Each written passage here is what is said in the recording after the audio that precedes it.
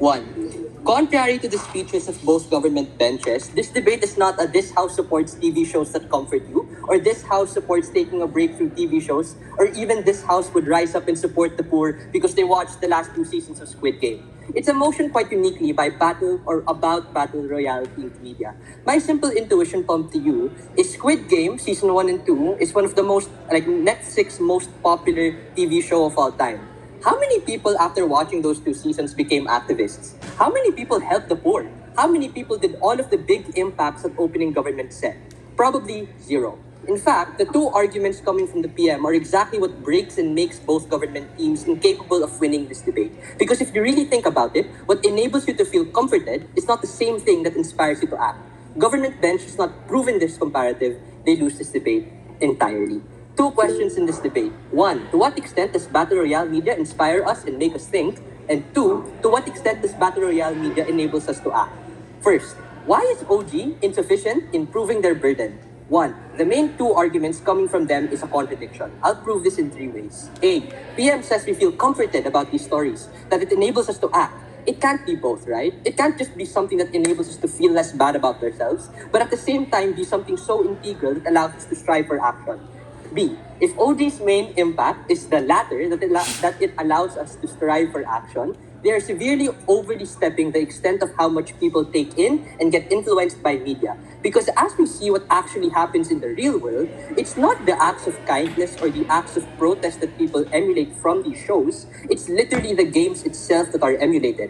People watch Mr. Beast's rendition of Squid Game. People watch and subscribe to battle royale shows like Survivor, like Big Brother, like insert any elimination game that exists. It's not because they care about poor people, but because they are bought in the idea of being the last man standing and winning big. If OG's critique about capitalism is to say that working hard is insufficient, I can't think of anything more capitalistic than this fantasy that we're going to be the one out of the 456 that is going to win the 456 billion won.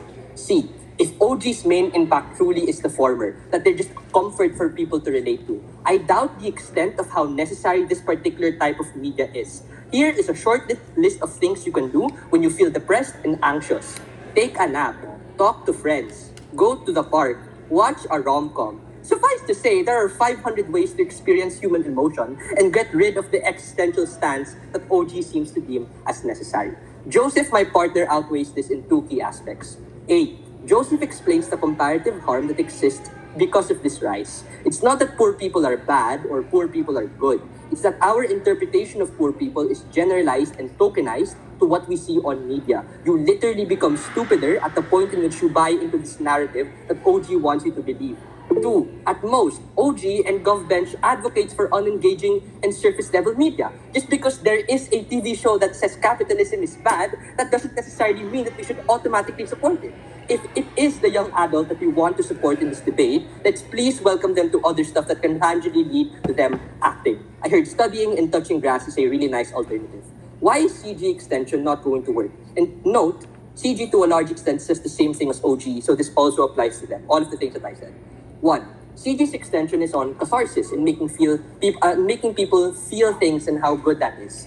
Why is this bad? This is bad explicitly in the material that Josef gave. I think my partner one-to-one directly tackled the extension of member, which is really good.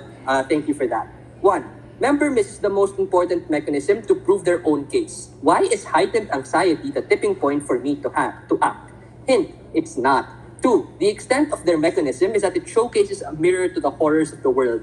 You know the problem with a mirror? A mirror doesn't say anything. It's the individual looking at the mirror who acts. At most, CG proves that these stories have meaning, but doesn't explain how the meaning allows for more self-aware media.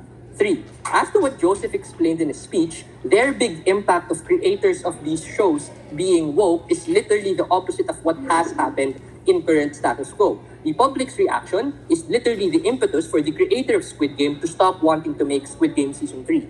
Because the reaction of the public isn't becoming woke, isn't doing any of the large impacts that government benches accuses us of having, or saying that they have, it's them idolizing the characters and the actors behind the idea. GovWhip indirectly knifes her partner because she posits a real cynicism by saying, because this is profitable, more people want to see this. This is only because of how it makes them feel good and not ask them any other questions outside of that feeling.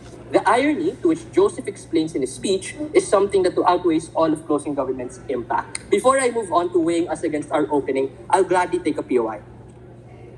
Yeah, you must represent our case. We never argue about action. We say that they get a better perspective on society. They're better able to experience and correct their own expectations, better able to experience catharsis and practice their emotions on a much clearer level. What exactly is your comparative? Yeah, the problem there that I say is that you just have a lot more other media that doesn't prove the specific harms that Joseph pointed out in his speech, right? That you can probably feel inspired by watching an action movie and it doesn't lead to the same harms that Joseph explained in his speech. Like the harm that we are saying is a lot more important in saying why we probably ought not to support this. Why is opening opposition not enough to take it over us? One, the extent of OO's contribution to the round is in the literal consumption of that media. As in, their discussion of their social theory is that it skews your perspective on how to treat poor people. Look, man, I'm really not trying to knife their case. I think it's actually pretty okay. But what I am saying is that if you gut check this, the likelihood of their impacts from occurring is like impossible, right? Like I'm sure it's reasonable for me to say that if you think poor people are gross, it's probably not because of Squid Game or any battle royale themed media, man. It's because of your lived experiences that does this in general, as to what Joseph explained in his speech. Let's please live in the real world. Two, their impacts is not focused on the correct aspect, and this is the heart of my partner's extension. It's ironically enough not that people feel that poor people are bad, but rather capitalism is bad and poor people are good. It simplifies the discussion and literally tokenizes the experiences of these particular people. The fact that opening half even talked about it in that particular way is literally enough proof that that is literally the impact that happens while we're debating this. Why then do we win? Only in CO, you get the real comparative harm of how this media affects our perception. It's not that our value judgment is good or bad, but rather this choice itself is overly simplistic and tokenistic. Joseph emphasizes the pernicious acts undertaken as a consequence of Battle Royale being popular. I think all of that is enough reason to say that we probably ought not to support it. For all of those reasons, oppose.